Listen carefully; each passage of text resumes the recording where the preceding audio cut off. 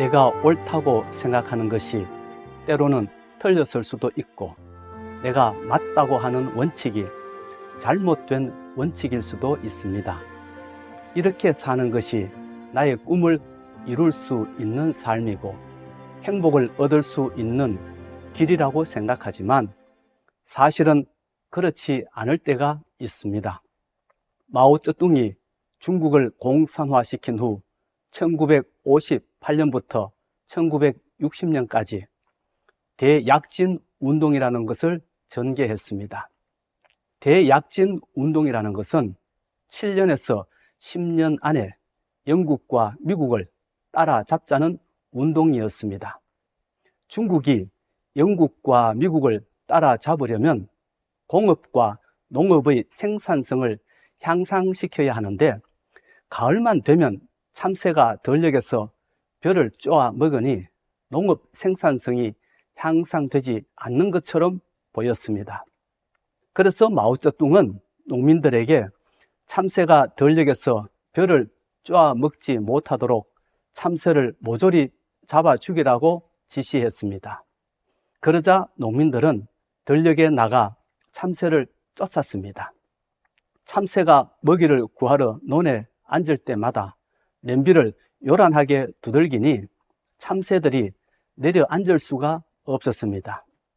결국 지친 참새들이 한 마리, 두 마리 땅에 떨어지더니 나중에는 대부분의 참새가 떨어져 죽었습니다. 이듬해가 되었습니다. 참새가 사라진 들판에는 해충이 들끓었습니다. 참새는 곡식도 먹지만 해충도 잡아먹는데, 이 해충을 잡아먹는 천적이 사라지고 나니 들판에는 해충 천지가 되었습니다. 결국 이것 때문에 수확은 절반으로 줄어들었고, 그래서 대약진 운동을 시작한 지 2년 만에 3천만 명이 굶어 죽는 대재앙이 발생하고 말았습니다. 맞다고 생각했던 것이 틀렸던 것이지요. 오늘 본문에 나오는 여인도 그랬습니다. 그 여인은 지금까지 자기가 붙들고 살아온 야곱의 패러다임이 인생의 정답인 줄 알았습니다. 그런데 예수님을 만나보니 그것이 아니었습니다. 그래서 뒤늦게 예수님의 말씀에 따라 새로운 삶을 시작했습니다.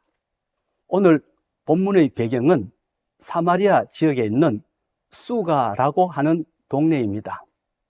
예수님이 유대에서 갈릴리로 가실 때 사마리아 지역으로 가셨는데, 가시다가 피곤하여 수가라고 하는 동네의 우물 곁에 앉으셨다고 합니다. 그 우물은 이스라엘 백성의 시조였던 야곱이 준 우물이었다고 합니다. 예수님이 야곱의 우물 곁에 앉아 있을 때 한 사마리아 여인이 그 우물에 물을 길러러 왔다고 합니다. 그때가 대략 6시쯤 되었다고 합니다. 여기서 말하는 6시는 저녁 6시를 말합니다. 일부 성도님들이 오해하시는 것처럼 낮 12시가 아닙니다. 저녁 6시가 맞습니다. 왜냐하면 요한복음은 로마 문화에 익숙한 사람들을 위해 기록한 책이었고, 로마 문화는 지금 우리가 사용하는 시간처럼 자정을 하루의 시작으로 보았기 때문입니다. 그러나 공관복음을 기록했던 유대 문화는 하루의 시작이 저녁 6시였습니다. 지금 우리가 사용하는 시간보다 6시간 앞서 시작되었습니다. 그래서 요한복음은 예수님이 6시에 빌라도에게 재판을 받으셨다고 기록했고, 마가복음은 예수님이 3시에 십자가에 못 박히셨다고 기록했던 것입니다.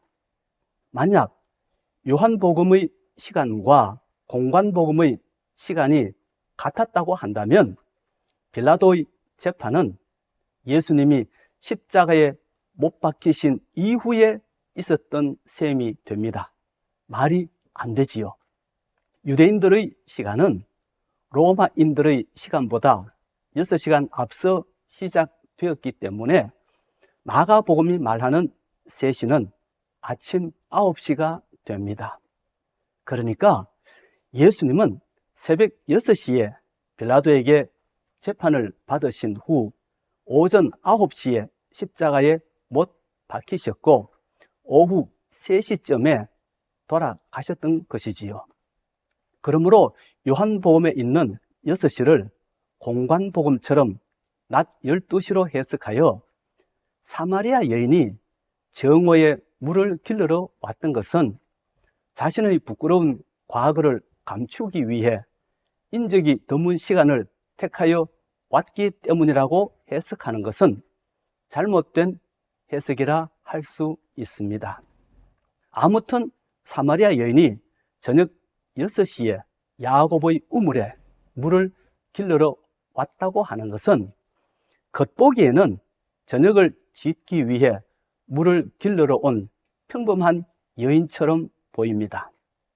그러나 요한복음은 저녁 6시라고 하는 이 시간을 통해 이 여인이 이전의 삶을 청산하고 새로운 삶을 시작하게 될 것임을 은연중에 알리고 있습니다. 왜냐하면 앞서 말씀드렸다시피 저녁 6시는 유대인들의 시간표로 보면 하루가 끝나고 새로운 날이 시작되는 시간이기 때문입니다. 그리고 이 여인이 야고보의 우물에 물을 길러러 나왔다고 하는 것은 이 여인이 지금까지 야고보의 패러다임에 따라 살아가는 사람이었음을 암시하고 있습니다. 여러분, 야곱이 어떤 사람입니까? 이 세상의 복을 사모했던 사람이 아닙니까? 그리고 그 복을 받기 위해 눈먼 아버지까지 속였던 사람이 아닙니까? 그리고 마침내 부자가 되었고 자녀들까지 많이 얻어 이스라엘 백성의 조상이 되었던 사람이 아닙니까? 그런 야곱이 남긴 이 우물에 사마리아 여인이 물을 길러러 왔다고 하는 것은 이 여인 역시 야곱이 보여준 가치를 삶의 목표로 삼고 살아가는 사람임을 알 수 있습니다. 재물과 자녀들을 풍성히 얻는 것이 인생의 행복이요 성공이라고 생각하는 사람임을 알 수 있습니다. 그런 여인에게 예수님이 물을 좀 달라고 했습니다. 그러자 그 여인은 예수님께 유대인 남자인 당신이 어찌하여 사마리아 여자인 나에게 물을 달라고 합니까? 하고 반문했습니다. 그러자 예수님은 그 사마리아 여인에게 이렇게 말씀하셨습니다. 네가 만일 하나님의 선물과 또 네게 물 좀 달라 하는 이가 누구인 줄 알았더라면 네가 그에게 구하였을 것이요 그가 생수를 네게 주었으리라. 생수란 야고보의 패러다임으로 얻는 물질적인 행복이 아니라 예수님을 믿음으로 얻는 영적인 행복을 말합니다. 그리고 그러한 생수는 야고보의 우물에서 얻는 것이 아니라 예수님이 주시는 것임을 가르쳐 주셨습니다. 그러자 그 여인이 이렇게 물었습니다. 우리 조상 야곱이 이 우물을 우리에게 주셨고 또 여기서 자기와 자기 아들들과 짐승이 다 마셨는데 당신이 야곱보다 더 크니까. 앞서 말씀드린 것처럼 야곱의 우물이라고 하는 것은 야곱의 패러다임을 말합니다. 야곱이 복을 사모하니까 하나님께서 그에게 재물의 복을 주시고 자식의 복을 주셨던 것처럼 우리도 야곱처럼 복을 사모하면 하나님께서 우리에게 재물과 자녀를 주셔서 이 세상에서 행복하게 살 수 있도록 만들어 주실 것이라는 삶의 방식을 말합니다. 어떻게 보면 오늘 우리의 모습하고 비슷합니다. 말은 주님의 제자답게 사는 것이 목적이라고 하면서도 사실은 많은 재물을 얻고 유능한 자식을 얻어 행복하게 사는 것이 목적인 우리들의 모습과 비슷합니다. 그런데 그런 야곱의 패러다임보다 더 큰 삶의 패러다임을 당신이 줄 수 있느냐는 것입니다. 하나님으로부터 재물의 복과 자식의 복을 받아 이 세상에서 행복하게 사는 것보다 더 좋은 삶의 패러다임이 있느냐는 것입니다. 그러자 예수님이 이렇게 말씀하셨습니다. 이 물을 마시는 자마다 다시 목마르려니와 내가 주는 물을 마시는 자는 영원히 목마르지 아니하리니 내가 주는 물은 그 속에서 영생하도록 솟아나는 샘물이 되리라. 야곱의 패러다임으로 살아가면 또다시 갈증을 느낄 수밖에 없다는 말씀입니다. 출세하고 성공해서 재물을 많이 가져봐야 그게 큰 도움이 안 된다는 말씀입니다. 야곱처럼 여러 명의 아내를 두고 여러 명의 자녀를 거느리고 양떼와 소떼와 노비와 낙타를 풍부하게 소유하며 그렇게 살아도 또다시 갈증을 느끼게 된다는 말씀입니다. 오늘 우리식으로 표현하자면 돈을 많이 벌어 서울 강남에 있는 똘똘한 집 한 채 사고 자녀들도 좋은 학교에 들어가고 좋은 직장에 취직해서 어깨에 힘주며 살아도 근본적인 행복은 얻을 수 없다는 말씀입니다. 왜냐하면 사람은 만족함을 모르기 때문입니다. 아무리 많이 가져도 남들과 비교해보면 늘 부족하게 보이고 마지막에는 모든 것이 부질없어 보이기 때문입니다. 실제로 야곱의 패러다임을 물려준 야곱이 그렇게 말했습니다. 야곱이 말년에 파라오 앞에 섰을 때 파라오가 야곱에게 네 나이가 얼마냐 하고 묻자 야곱이 이렇게 대답했습니다. 내 나그네 길의 세월이 130년이니이다. 내 나이가 얼마 못 되니 우리 조상의 나그네 길의 연조에 미치지 못하나 험악한 세월을 보내었나이다.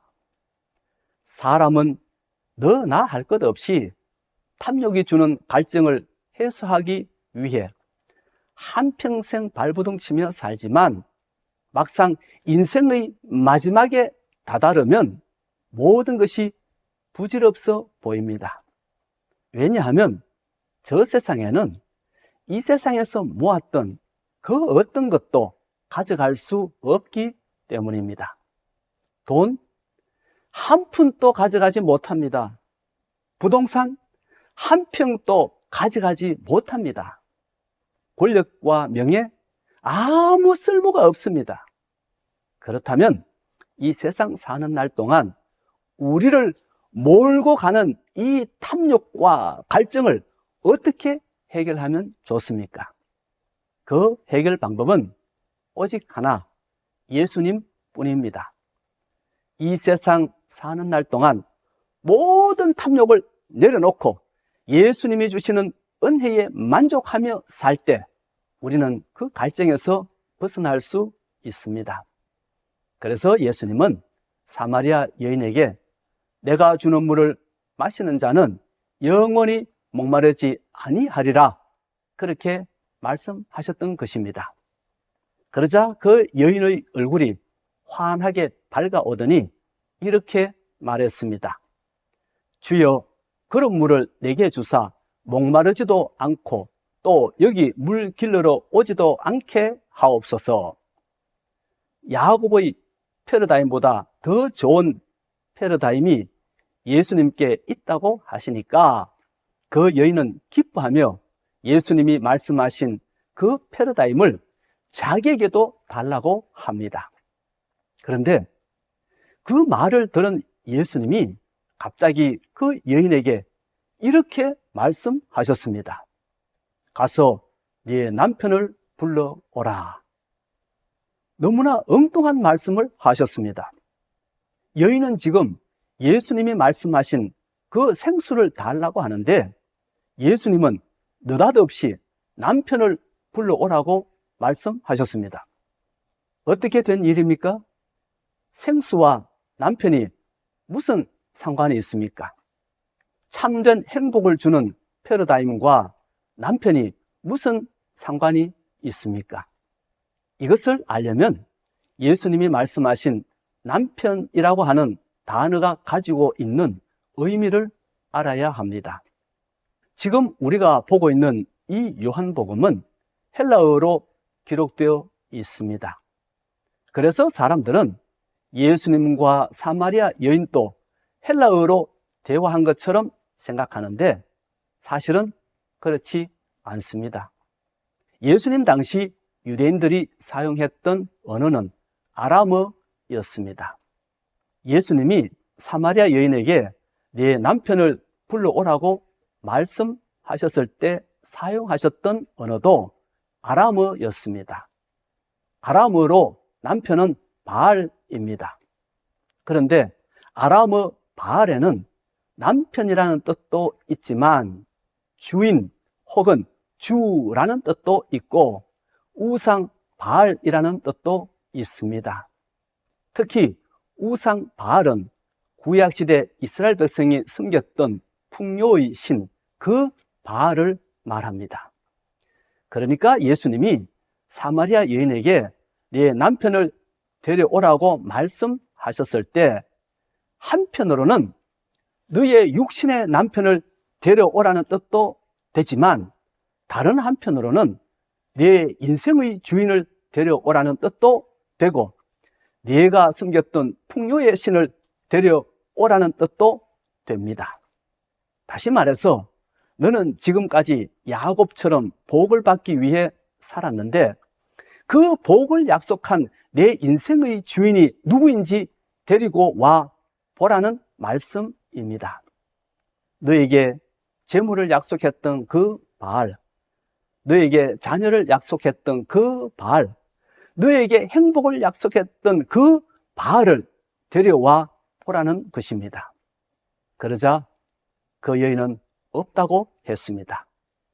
없다는 말은 남편이 없다는 말도 되겠지만 주인이 없다는 말도 됩니다. 야곱의 패러다임을 따라 지금까지 여러 주인을 섬기며 살았지만 그 약속을 이루어준 주인이 없었다는 것입니다. 지금까지 살아오면서 재물을 인생의 주인으로 섬겨보기도 하였고 사랑을 인생의 주인으로 섬겨보기도 하였고 자식을 인생의 주인으로 섬겨보기도 하였지만 아무것도 자신에게 행복을 주지 못했다는 것입니다. 이것이 인생의 참된 주인인가 싶어 섬겨보면 이것도 아니고 저것이 인생의 주인인가 싶어 섬겨보면 그것도 아니더라는 것입니다. 이렇게 해서 5가지 주인을 섬겨보았지만 결국 아니더라는 것입니다. 그리고 지금 섬기고 있는 것도 아니더라는 것입니다. 그러자 예수님이 그 여인에게 이렇게 대답하셨습니다. 네가 남편이 없다 하는 말이 옳도다. 너에게 남편 5이 있었고 지금 있는 자도 네 남편이 아니니 네 말이 참되도다.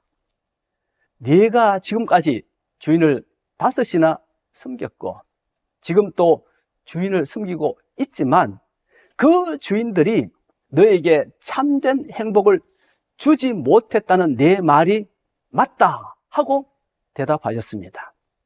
그러자 그 여인은 예수님께 이렇게 고백합니다. 주여, 내가 보니 선지자로소이다. 나는 지금까지 참된 행복이 무엇이며 어떻게 하면 그것을 얻을 수 있는지 타는 목마름으로 찾았지만 아무도 가르쳐주지 않았습니다. 야곱의 패러다임으로 살아도 결국 허무하다는 것을 가르쳐주는 자도 없었고, 야곱의 패러다임보다 더 좋은 행복의 길을 가르쳐주는 자도 없었습니다. 그런데 오늘 당신이 참된 행복의 길을 가르쳐 주시니 얼마나 감사한지 모르겠습니다.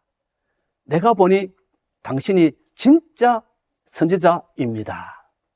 사랑하는 성도 여러분, 여러분은 지금 무엇을 위해 그렇게 열심히 살아가고 있습니까? 무엇 때문에 그렇게 앞만 보고 열심히 달려가고 있습니까? 혹시 여러분이 지금 그렇게 서두르며 달려가는 이유가 야곱의 우물 때문입니까? 마시면 다시 목마르게 되는 그 물을 마시기 위해 달려가고 있습니까? 그렇다면 가던 발걸음을 멈추고 다시 한번 생각해 보십시오. 그 물이 과연 여러분에게 참된 삶의 이유가 되고 참된 삶의 목적이 되는지 다시 한번 고민해 보십시오. 예수님은 오늘 이 본문 말씀을 통하여 우리에게 이렇게 말씀하셨습니다. 이 물을 마시는 자마다 다시 목마르려니와 내가 주는 물을 마시는 자는 영원히 목마르지 아니하리니 내가 주는 물은 그 속에서 영생하도록 솟아나는 샘물이 되리라. 여러분, 야곱의 우물은 다시 갈증을 느끼게 하는 물입니다. 야곱의 패러다임은 잠깐의 행복을 주고 잠깐의 기쁨을 주는 것 같지만 지나고 나면 다시 목마를 뿐입니다. 우리는 영원히 목마르지 않는 샘물을 구해야 합니다. 열심히 살아도 결국 후회할 인생이 아니라 후회하지 않는 인생을 약속하는 샘물을 구해야 합니다. 그렇게 하려면 각자가 자기 죄를 회개하고 예수님을 주인으로 모시고 살아야 합니다. 그리고 영원한 것을 사모하며 살아야 합니다. 그러면 예수님이 우리에게 다시는 목마르지 않도록 영원히 솟아나는 샘물을 주실 것이며 마지막에는 영생을 얻게 하실 것입니다. 우리가 부르는 찬양 가운데 이런 찬양이 있습니다. 우물가의 여인처럼 난 구했네. 헛되고 헛된 것들을. 그때 주님 하신 말씀, 내 샘에와 생수를 마셔라. 오 주님 채우소서. 나의 잔을 높이 듭니다. 하늘 양식 내게 채워 주소서. 넘치도록 채워 주소서. 여러분, 우물가의 여인처럼 헛되고 헛된 것을 구하며 달려가고 있지는 않습니까? 잠시 후면 사라질 신기루를 향해 달려가고 있지는 않습니까? 네 남편을 불러오라. 이 말씀은 2000년 전 이름 모를 사마리아 여인에게만 주신 말씀이 아니라 오늘 우리에게 주시는 하나님의 말씀입니다. 여러분의 남편은 무엇입니까? 여러분 인생의 목적이 되고 삶의 이유가 되는 것은 무엇입니까? 재물입니까? 출세입니까? 성공입니까? 다 헛되고 헛된 것들입니다. 그것들은 다 죄악의 세상이 우리에게 약속한 가짜들입니다. 진짜는 위의 세상에서 오신 예수님의 말씀입니다. 예수님만 자신이 하신 말씀에 책임을 지십니다. 그러므로 우리는 영원하신 예수님과 그 예수님이 가르쳐 주신 말씀을 붙들고 살아야 합니다. 그것이 참된 행복의 길입니다. 예수님이 사람의 몸을 입고 이 땅에 오신 이유가 바로 여기에 있습니다. 하늘의 진리를 우리에게 가르쳐 주시기 위함이었습니다. 그런 점에서 볼 때 예수님을 향한 여인의 고백은 우리의 고백이 되어야 합니다. 주여, 내가 보니 선지자로소이다. 기도하겠습니다. 하나님 아버지, 오늘 예수님께서 사마리아 여인에게 내 남편을 불러오라 말씀하신 그 말씀은 우리를 향한 말씀임을 받습니다. 주님, 그렇습니다. 우리도 사마리아 여인처럼 헛되고 헛된 야곱의 패러다임으로 지금까지 살아왔음을 고백합니다. 하오나 오늘 말씀을 통하여서 우리가 무엇을 구해야 할지 가르쳐 주셔서사오니 우리가 그 말씀 따라 살아가는 저희들 되게 하시고 우리 속에서 영생하도록 솟아나는 샘물을 구하는 저희들의 삶이 되게 하여 주옵소서. 예수님 이름으로 기도하옵나이다. 아멘.